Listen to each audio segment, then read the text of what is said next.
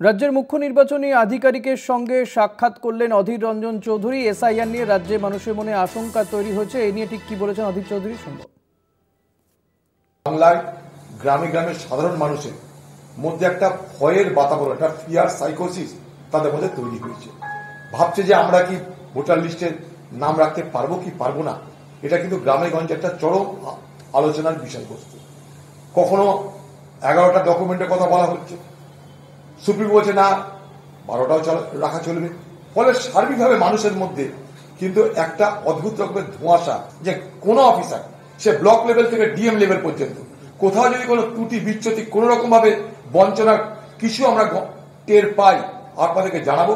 আপনারা কিন্তু দোষী তাদেরকে সাব্যস্ত করতে হবে যে হ্যাঁ উনি আমাদের সঙ্গে ভালো বলেছেন, সহযোগিতা করার কথা বলেছেন। বাংলার মানুষের মধ্যে যাতে ভয় ভীতি না থাকে তা দূর করার জন্য তিনি আমাদের কাছে প্রতিশ্রুতি দিয়েছেন। এখন আগামী দিনে বাস্তবে দেখব কি হয়।